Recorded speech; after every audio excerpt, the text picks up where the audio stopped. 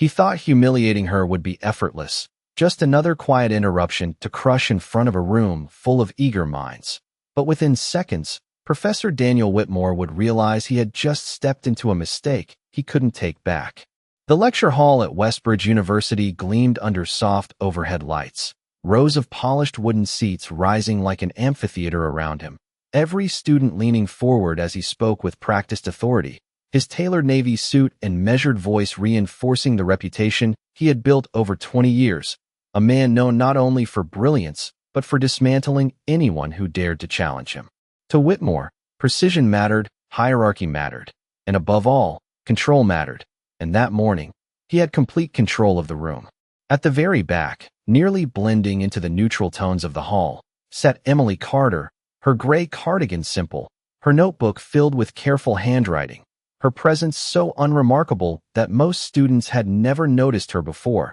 And that was exactly how she preferred it, because Emily had learned long ago that silence revealed more than attention ever could. The lecture moved quickly, equations and theories flowing across the screen, Whitmore's voice cutting through the air with confidence, when suddenly, a small movement broke the rhythm, a hand slowly raised, hesitant but steady, and for a brief moment, Whitmore paused, his eyes narrowing slightly as they traced the room until they landed on her. There was a flicker of irritation, barely concealed, as he adjusted his glasses and gestured toward the back. "Yes, you," he said, his tone already edged with impatience, as if the question itself would be an inconvenience. Emily lowered her hand gently, her voice calm but soft, asking a single question, one that slipped into the room without force, yet carried a precision that did not match her appearance, pointing to a subtle inconsistency in his explanation, a detail most would have missed entirely.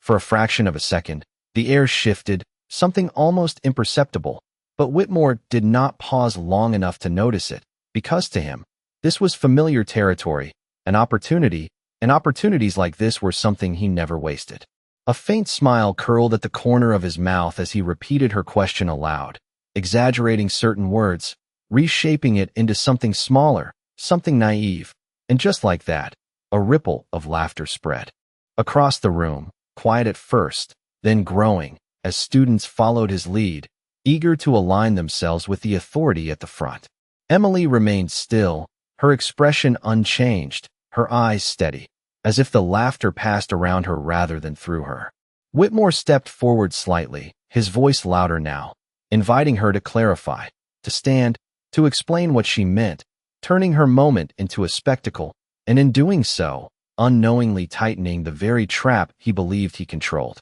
The room leaned in, waiting, the laughter fading into anticipation, and for the first time that morning, a silence began to form, not empty, but charged, the kind that comes just before something shifts, though no one yet understood how completely everything was about to change. Emily did not stand immediately, and that hesitation stretched just long enough to make the room uneasy, because it was not the hesitation of confusion but of choice, as if she were deciding whether the moment deserved her voice at all, her fingers resting lightly on the edge of her notebook, while the last echoes of laughter faded into a thin, expectant quiet. Professor Whitmore watched her closely now, his posture straight, his expression sharpened by the subtle shift in atmosphere, though he still held on to the confidence that had carried him through countless lectures, believing that whatever came next would only reinforce his authority. "Well," he prompted, his tone clipped, inviting the performance he had orchestrated,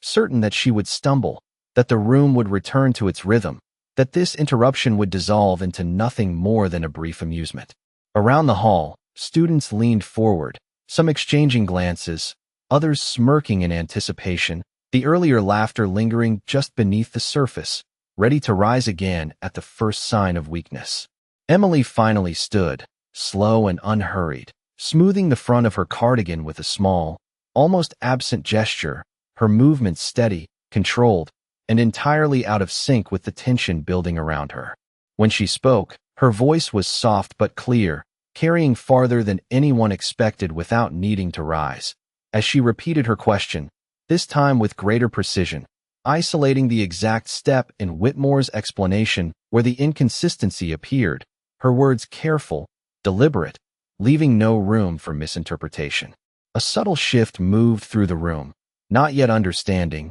but noticing, as a few students frowned, their expressions changing from amusement to curiosity. Whitmore let out a short, dismissive breath, stepping toward the board as if to correct a minor misunderstanding. But his reply came faster than his usual measured cadence, a slight edge betraying something he did not yet recognize as discomfort. He launched into an explanation, reinforcing his original logic, layering it with additional terminology, speaking with the same commanding certainty that had never failed him before. But as he spoke, Emily remained standing, her gaze steady, not confrontational, not defensive, simply present, and that presence began to draw attention in a way her silence never had. The room grew quieter, the usual shuffle of papers and tapping of keyboards fading as more students began to follow the exchange with genuine focus, sensing that something was unfolding beneath the surface. Whitmore finished his explanation with a small nod,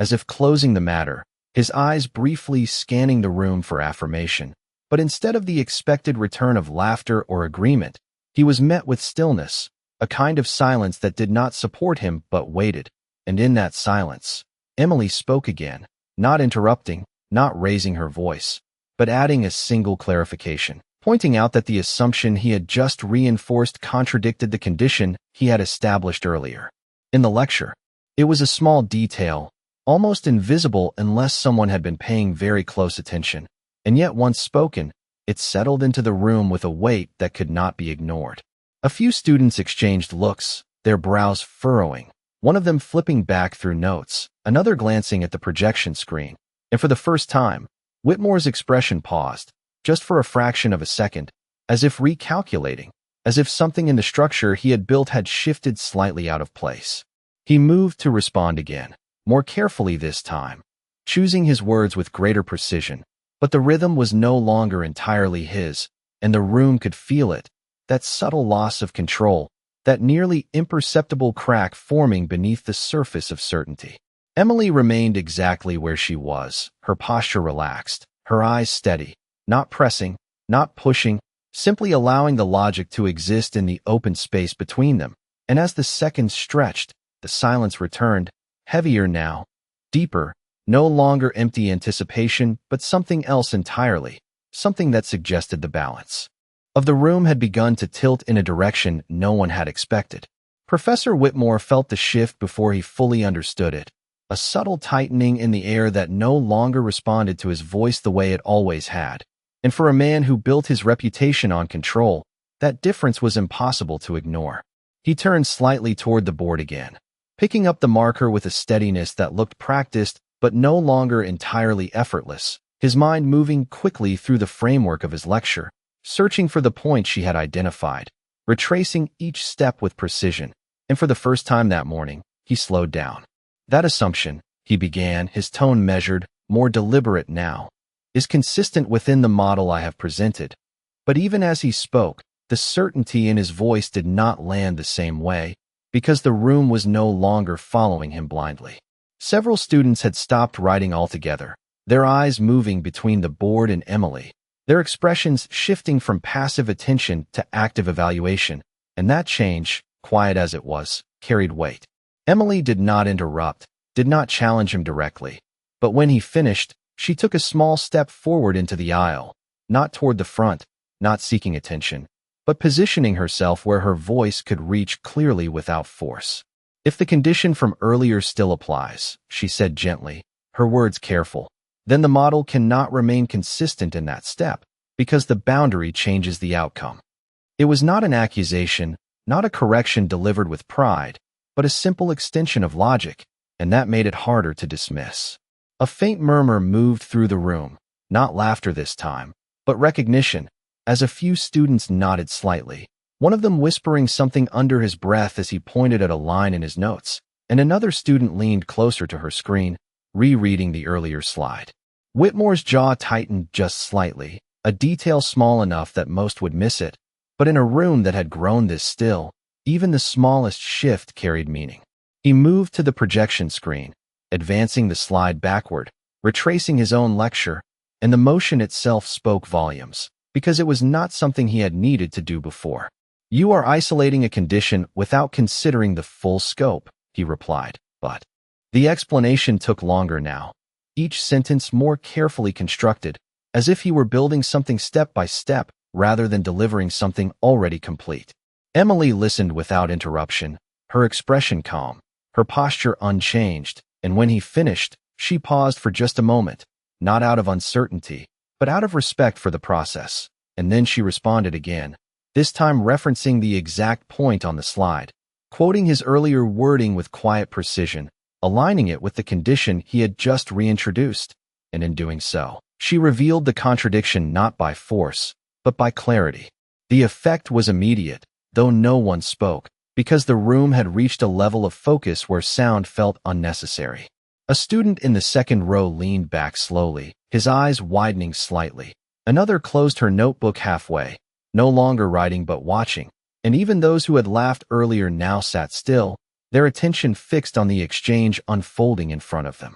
Whitmore turned back to the board once more, but this time he did not speak right away, his gaze lingering on the equations as if seeing them from a new angle. And in that brief pause, the authority he had carried so effortlessly began to feel less absolute. Emily remained where she was, not advancing, not retreating, simply present in the space the logic had opened, and as the seconds stretched, the silence deepened again, no longer uncertain, but expectant, as if the room itself was waiting to see whether truth or pride would speak next. The marker hovered just above the board, and for the first time in years, Professor Whitmore did not immediately know what to write, his reflection faintly visible in the glossy surface as the equations behind him seemed to shift from statements of certainty into questions waiting to be answered. The silence in the lecture hall deepened, not awkward, not restless, but deliberate, as if every person in the room understood that something irreversible was unfolding,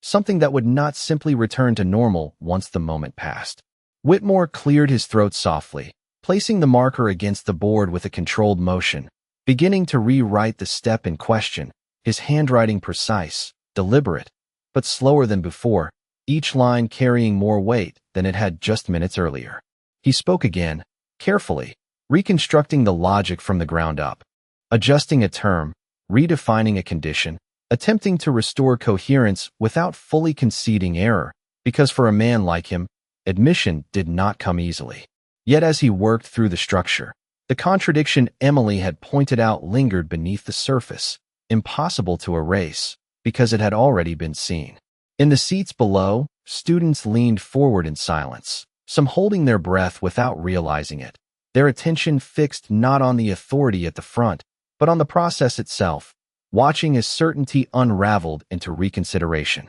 Emily remained standing in the aisle, her hands resting loosely at her sides, her posture calm, her presence unchanged, and when Whitmore paused again, she spoke once more, not to interrupt, but to complete the thought he had begun, her voice steady as she suggested a slight adjustment, a small shift in the condition that would resolve the inconsistency entirely. It was not dramatic, not forceful, just a precise correction offered without ego, and that made it land with even greater clarity. Whitmore turned his head slightly toward her, his expression tightening for a brief second, not in anger, but in recognition, because he understood exactly what she had done, and more importantly, he understood that she was right. The realization settled into the room like a quiet echo, spreading without sound. As students began to exchange glances, their earlier amusement now replaced by something closer to respect, or perhaps realization. Whitmore looked back at the board, at the equation, at the structure he had defended, and then, slowly, almost imperceptibly, he made the adjustment she had described, rewriting the line with careful precision, and as he stepped back, the model aligned cleanly, the inconsistency gone, the logic restored, but not by him alone. No one spoke, no one laughed, no one moved, because the meaning of what had just happened did not need to be explained. The room had seen it clearly. The authority that had once felt unquestionable now stood on different ground, not diminished entirely, but changed, human, fallible, and for Whitmore, that realization carried a weight heavier than any spoken admission. He set the marker down gently, his hand lingering for a fraction of a second longer than necessary. And when he finally turned to face the room, his gaze did not command attention the way it had before, because he no longer needed to control it. He could feel it, the shift, the balance that had quietly moved away from him. And in that stillness, the lesson unfolding in the room had become something far greater than the lecture he had planned. No one applauded, and that absence of reaction carried more weight than any noise ever could, because the room understood what had just happened, not as a spectacle, but as a quiet shift in truth that could not be undone. Professor Whitmore stood at the front, his posture still composed, but the edge of absolute certainty that once defined him had softened into something more measured, more aware, as if the moment had forced him to see beyond the authority he had long relied on. He glanced once more at the corrected equation, then back at the students, his gaze moving across faces that no longer mirrored blind agreement, but instead reflected thought, evaluation, and something new, something he had not expected to encounter in his own lecture hall. Emily Carter slowly returned to her seat, her movements as unremarkable as when she had first arrived, as if nothing extraordinary had taken place, as if she had simply asked a question and received an answer, yet the space she left behind remained charged, a quiet reminder that presence does not require volume to be powerful. A student in the front row shifted in his seat, glancing back toward Emily with a look that had replaced earlier amusement with respect, while another flipped through her notes again, tracing the steps that had just been corrected, trying to understand not just what had changed, but how it had been seen in the first place. Whitmore exhaled slowly, a controlled breath that steadied him, and when he spoke again, his voice was different, still clear, still authoritative, but no longer dismissive, no longer untouchable. "What you have just seen," he said, choosing each word with care, "is why precision matters." And though he did not name her directly, the acknowledgement was unmistakable, carried in the shift of tone, in the absence of condescension, in the quiet respect that now filled the space between them. He continued the lecture, but the rhythm had changed, not weakened,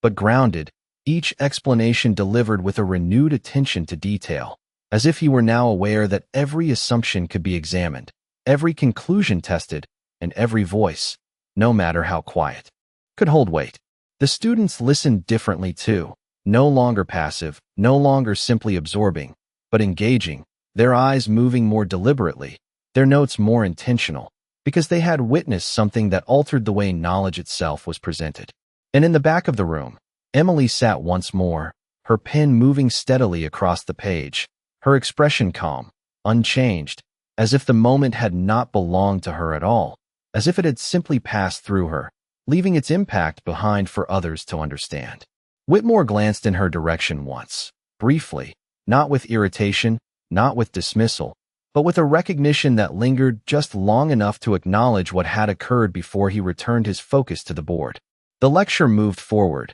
but the room was no longer the same, because authority had been tested, not through defiance, but through clarity, and it had responded, not with dominance, but with adjustment. And in that quiet transformation, something far more lasting than embarrassment had taken place, something that did not need to be spoken aloud, because everyone present could feel it settling into place, the understanding that knowledge is not proven by who speaks the loudest, but by who sees the truth most clearly. And on that day, in that room, it was not the voice of power that defined the moment, but the quiet certainty of someone who never needed to raise her voice at all. The lecture continued, but something fundamental had shifted beneath its surface, something that no slide or equation could fully capture, because the authority that once filled the room without question now carried a quiet awareness of its own limits. And every word Professor Whitmore spoke from that moment forward seemed measured against that realization. He moved through the next concept with care, his explanations more deliberate,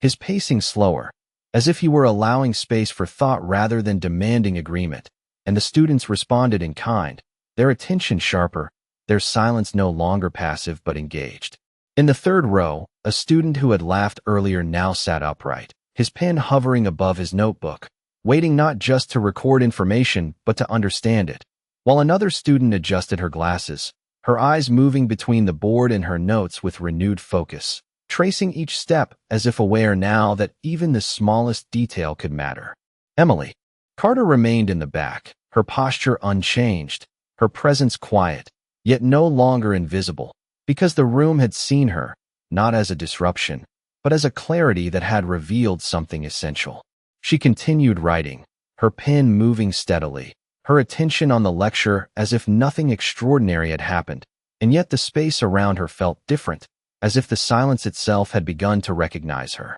Professor Whitmore reached a pause in his explanation, setting the marker down briefly as he turned to face the class, his eyes scanning the room in a way that was no longer searching for compliance, but for understanding, and for a moment, his gaze rested again on Emily, not with the authority of someone calling on a student, but with the acknowledgement of someone who had been challenged and had listened. He nodded almost imperceptibly, a gesture so small that most would miss it, but one that carried more meaning than any public statement could have. The room remained still, not out of tension now, but out of focus, a collective awareness that something deeper than the lecture material had taken place, something that redefined how knowledge was shared and received. A student near the aisle raised his hand cautiously, his voice more careful than before as he asked a question, not to challenge, but to clarify, and Whitmore responded with patience, breaking down the concept step by step, ensuring that each part aligned, as if the earlier moment had reset the standard for precision in the room. The exchange was calm, respectful, and notably different, because it carried none of the dismissiveness that had once defined his interactions. As the clock ticked toward the end of the session, the energy in the room settled into a quiet rhythm, one built not on hierarchy, but on mutual attention, and when Whitmore finally closed his notes, there was no dramatic conclusion, no attempt to reclaim authority, only a simple acknowledgement of the time and a brief pause that lingered just long enough to hold the moment in place. Students began to gather their belongings slowly, their movements unhurried, as if reluctant to break the atmosphere that had formed, and as they stood, several glanced toward the back of the room, their expressions thoughtful, their earlier assumptions replaced by something more reflective. Emily closed her notebook gently, placing her pen inside her,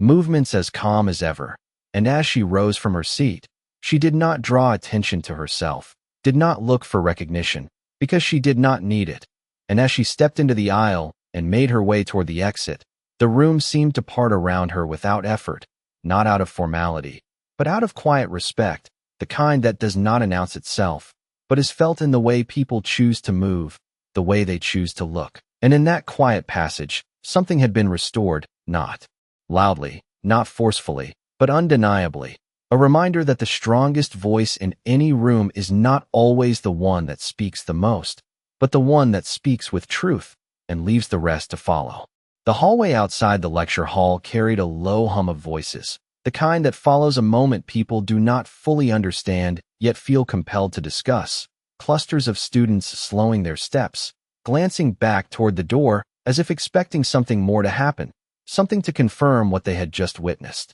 Emily Carter stepped into that space without changing her pace, her expression calm, her gaze forward, as if the weight of the moment had already passed through her and settled somewhere else. Behind her, the lecture hall doors remained open for a few seconds longer than usual, and Professor Whitmore stood just inside, his hand resting lightly against the edge of the podium, watching the room empty in a way that felt unfamiliar, because this time, the attention did not linger on him. A pair of students near the front slowed as they packed their bags, their voices low but clear enough to carry fragments of conversation, words like, "she was right," and "did you catch that condition," drifting through the air, not with excitement, but with realization. Whitmore heard them, not directly, but enough to understand the shift, enough to recognize that the narrative of the room had moved beyond his control. He stepped away from the podium slowly, gathering his notes with precise movements, though his thoughts were no longer aligned with the lecture he had prepared,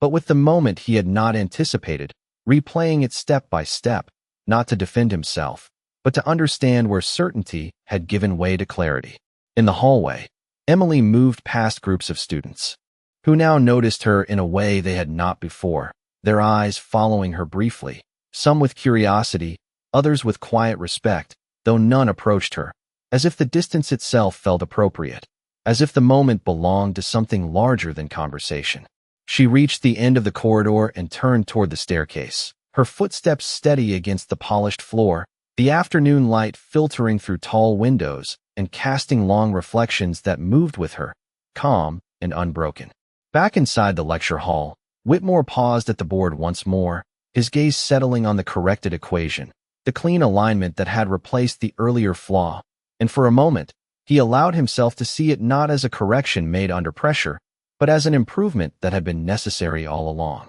He exhaled quietly, a controlled breath that carried more acceptance than resistance, and as he capped the marker, the gesture felt less like an ending and more like a transition. Outside, the conversations continued, students comparing notes, revisiting the sequence of logic, not with the intention of repeating it, but with the intent to understand it fully, because something in the way it had unfolded demanded more than surface attention. Emily descended the staircase without pause, her hand gliding lightly along the railing, her mind already moving forward, not dwelling on the moment, because for her, it had never been about proving anything, only about seeing clearly and speaking when it mattered. And above, in a lecture hall that had once echoed with certainty, a quieter understanding remained, settling into the space where authority had been tested and refined, leaving behind not embarrassment, but something far more enduring, the recognition that knowledge,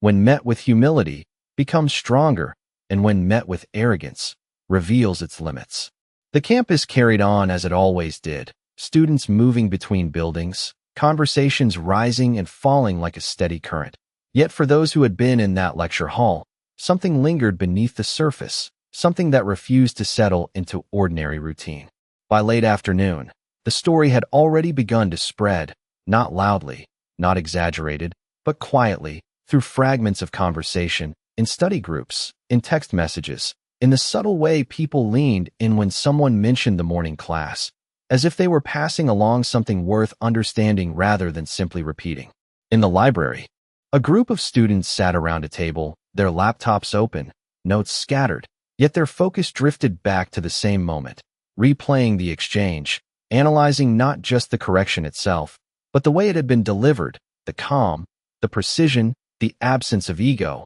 and for many of them, that was the part they could not shake, because it challenged something deeper than a single lecture. Emily Carter sat several tables away, partially hidden behind a row of shelves, her attention fixed on a book, her pen occasionally marking the margins with small, deliberate notes, her presence once again blending into the quiet rhythm of the space, unnoticed by most, yet no longer entirely invisible to those who had learned to look more carefully. Across campus, Professor Whitmore sat alone in his office, the door slightly ajar, the late afternoon light casting long shadows across his desk, where his lecture notes lay open, unchanged in appearance, yet no longer carrying the same certainty. He leaned back in his chair, his gaze fixed on a single page, his mind tracing the moment again, not with frustration, but with a growing clarity, recognizing that the flaw had always been there, subtle but present, and that it had taken someone outside his usual circle,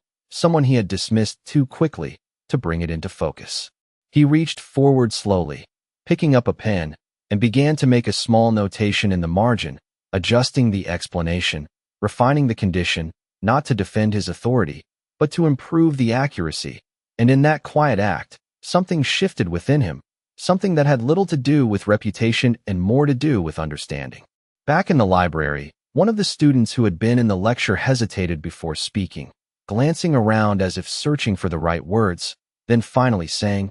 "She did not even try to prove him wrong." And another student nodded slowly, adding, "She just showed what was already there." And the realization settled between them, simple, undeniable. Emily closed her book gently, sliding her pen into the spine, her movements unhurried, as if time itself moved differently around her. And as she stood, she paused for a brief moment, her eyes lifting slightly, not searching for attention, but acknowledging the quiet space around her, the stillness that allowed clarity to exist. She turned and walked toward the exit, her footsteps soft against the carpet, leaving behind nothing but the faint impression of presence, the kind that does not demand recognition, but changes the way things are seen. And in offices, classrooms, and quiet corners across the campus, the impact of that single moment continued to unfold, not as a dramatic event, but as a shift in perspective, a reminder carried forward in small,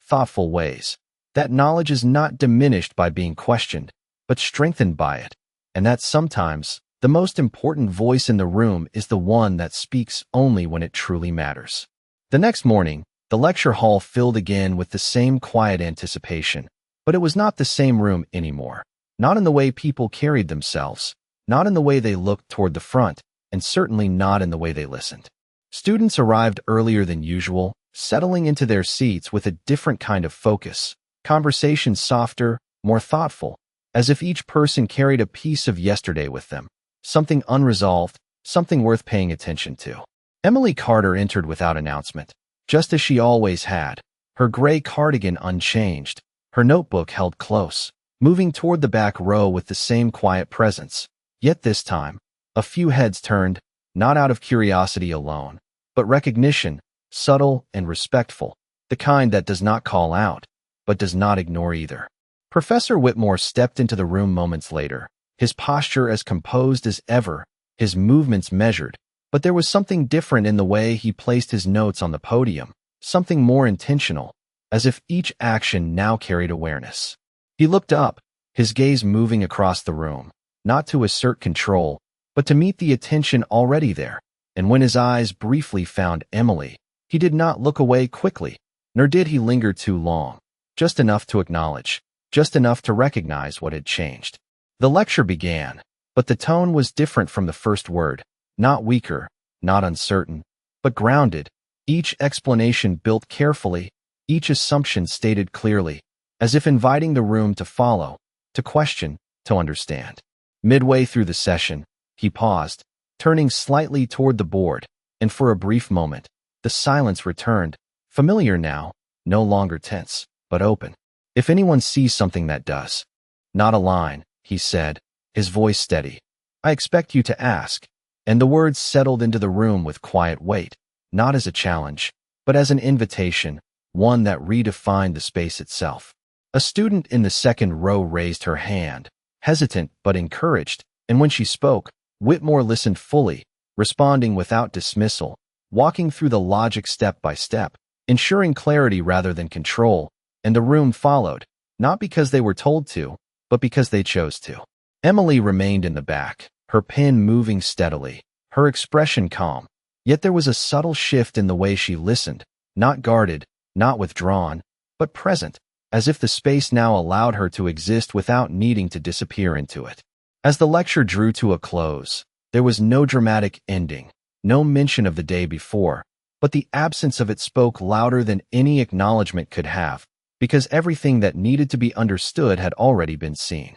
Students gathered their things quietly, their movements unhurried, their conversations low, thoughtful, and as they filed out, the room carried a different kind of energy, one built on something more balanced, more honest. Emily closed her notebook and stood, her movements simple, unremarkable, yet as she stepped into the aisle, there was a quiet space around her, not forced, not deliberate, but natural, the kind that forms when respect replaces assumption. Professor Whitmore remained at the front, watching the room empty once more, but this time, there was no need to reclaim anything, no need to prove anything, because the lesson had already taken hold, not written on the board, but understood in silence. And as the last student stepped out and the door closed softly behind them, the room stood still for a moment, holding what remained, the quiet truth that had reshaped it, that respect is not commanded by position, but earned through humility, and that sometimes, the most powerful change in a room happens not when someone speaks louder, but when someone finally chooses to listen.